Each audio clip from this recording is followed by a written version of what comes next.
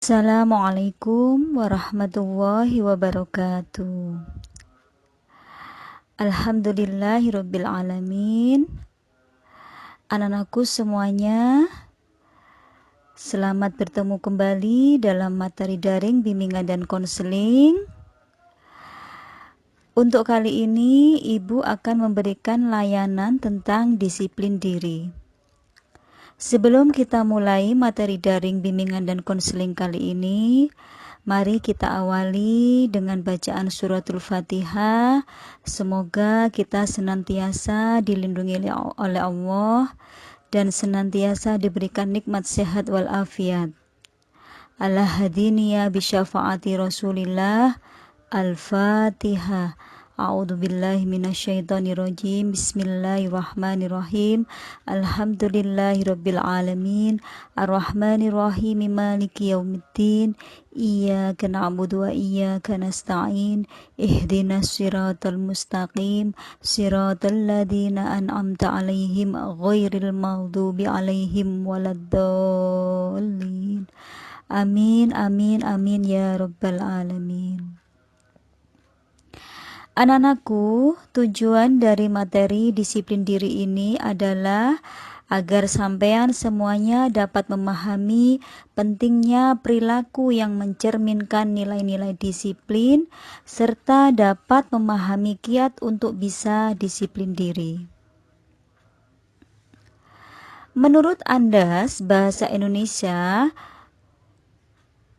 disiplin adalah ketaatan dan kepatuhan terhadap peraturan yang dilaksanakan atas kesadaran pribadi. Dengan demikian, maka orang berdisiplin berarti orang yang dengan kesadaran sendiri taat dan patuh terhadap peraturan.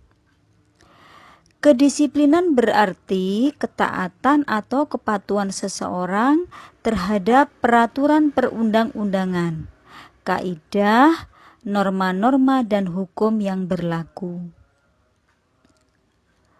Semua aturan dan tata tertib tentu mengandung nilai-nilai yang positif dan setiap orang dituntut untuk melaksanakannya dengan penuh disiplin. Disiplin diri artinya kepatuhan dan ketaatan terhadap apa yang telah ditentukan dan disepakati oleh dirinya sendiri. Misalnya, disiplin menggunakan waktu, disiplin melaksanakan ibadah, dan disiplin belajar atau bekerja.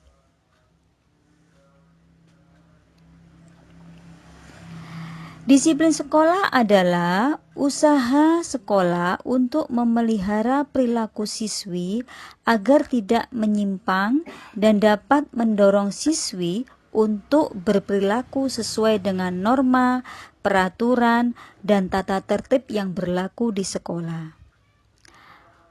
Adapun tujuan disiplin sekolah adalah yang pertama, memberi dukungan bagi terciptanya perilaku yang tidak menyimpang.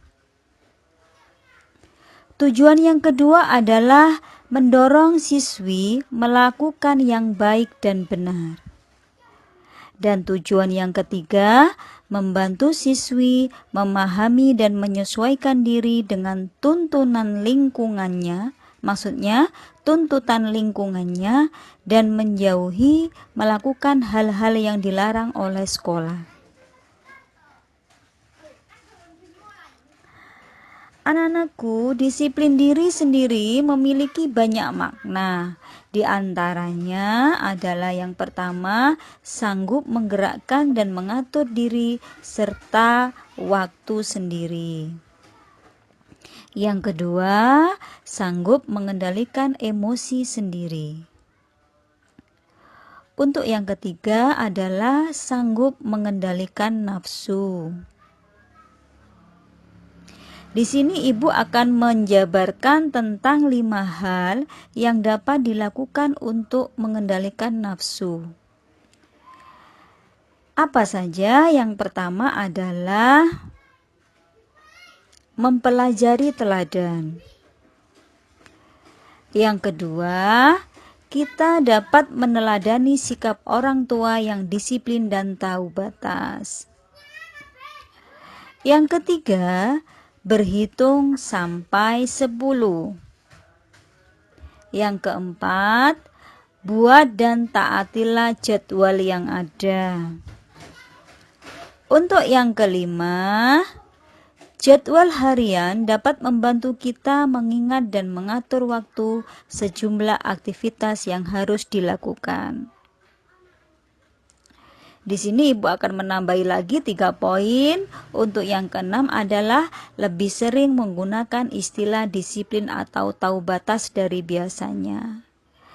Untuk selanjutnya, semakin sering kita menggunakan kata disiplin dan tahu batas, kita akan semakin memahami istilah tersebut. Untuk yang terakhir adalah buat kontrak untuk diri kita sendiri.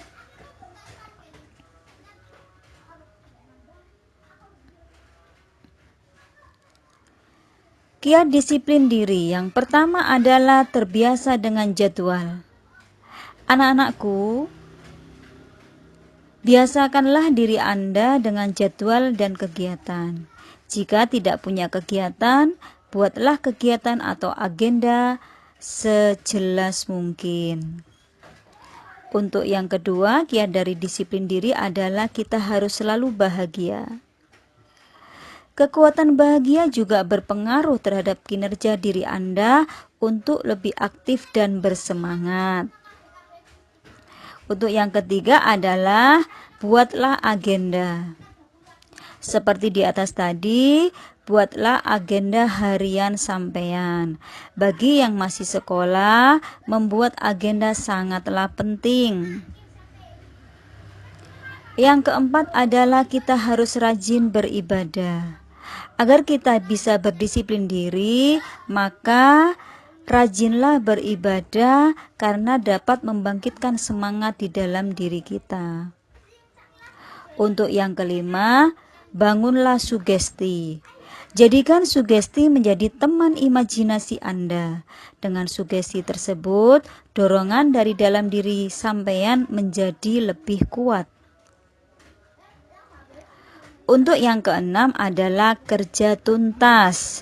Selesaikan setiap agenda atau jadwal sampean dengan hasil yang baik dan kerjakan hingga tuntas.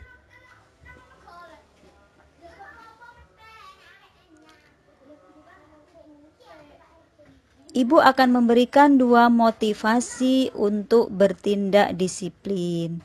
Ada 2 jenis motivasi yang mempengaruhi sikap dan perilaku disiplin seseorang, yakni apa saja? Yang pertama adalah disiplin yang berasal dari motivasi intrinsik. Apa itu motivasi intrinsik? Motivasi intrinsik adalah motivasi dari dalam diri kita sendiri, yaitu berupa pengetahuan, kesadaran, dan kemampuan untuk mentaati peraturan. Untuk yang kedua adalah disiplin yang berasal dari motivasi ekstrinsik atau luar diri, yaitu berupa perintah, larangan, pengawasan, pujian, ancaman, dan hukuman.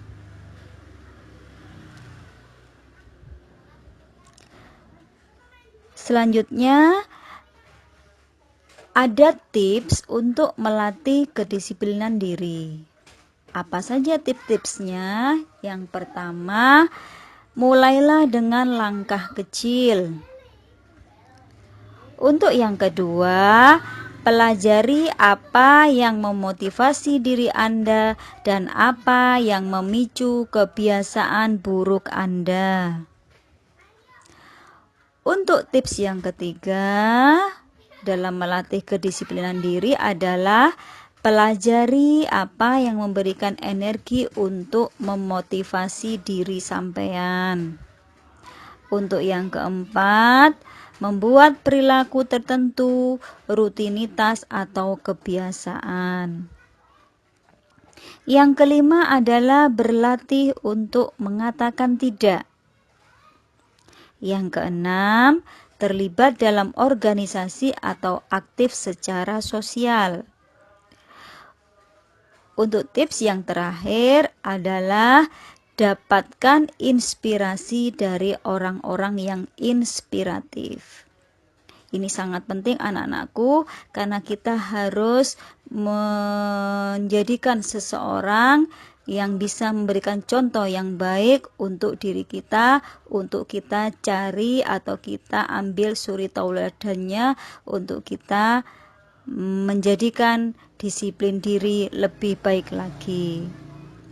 Anak-anakku semuanya, itulah tips, kiat-kiat dan motivasi dari disiplin diri. Semoga apa yang Ibu berikan layanan kali ini bermanfaat untuk sampean semuanya.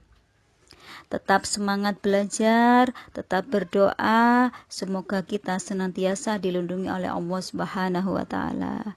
Wassalamualaikum warahmatullahi wabarakatuh. Salam BK.